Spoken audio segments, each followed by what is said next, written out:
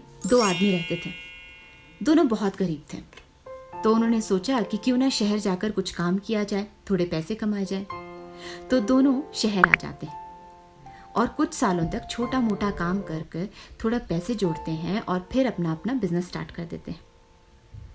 जो पहला इंसान होता है वो इतना सक्सेसफुल हो जाता है कि अब वो सोचता है कि अब उसकी लाइफ बहुत सुकून से कटेगी, अब उसे कुछ करने की ज़रूरत नहीं है, बस अब वो आराम से बैठेगा और ऐश करेगा। लेकिन ऐसा होता नहीं है। कुछ टाइम बाद बहुत सारे उतार चढ़ाव आते हैं और उसका पूरा का पूरा बिजनेस ठप हो जाता है। वो बहुत उदास हो जाता है, उसको कुछ समझ में नहीं आता कि ये अचानक से क्या हो गया।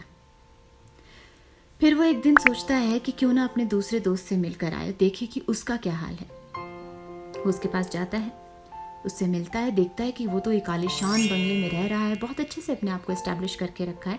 जैसे वो पहले था वैसे ही वो अब भी है, बिजनेस सक्सेसफुल होने के बाद।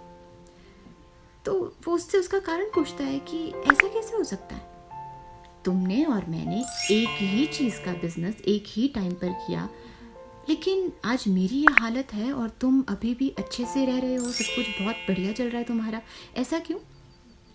तो दूसरा व्यक्ति बोलता है कि ऐसा इसलिए क्योंकि मैं हर बार अपनी गलतियों से सीखता रहता हूँ और कभी कभी दूसरों की गलतियों से भी सीखता रहता हूँ, और हर गलती से मैं इतना सीख लेता हूँ कि दूसरी बार जब वो सिचुएशन आती है तो मैं उसे अच्छे से हैंडल कर सकूँ।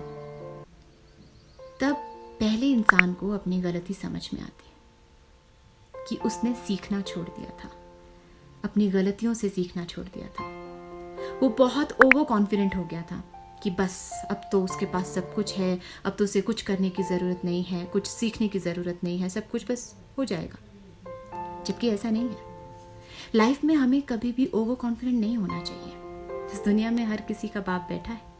हमेशा सीखते रहो, सीखने की कोशिश करते रहो, क्योंकि यहाँ पर वक्त वक्त पर ये दुनिया बदलती रहती है।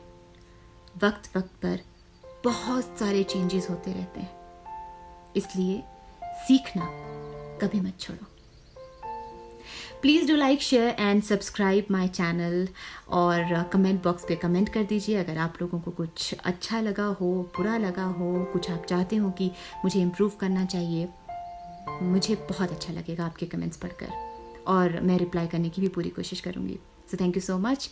आज की कहानी बस यहीं तक।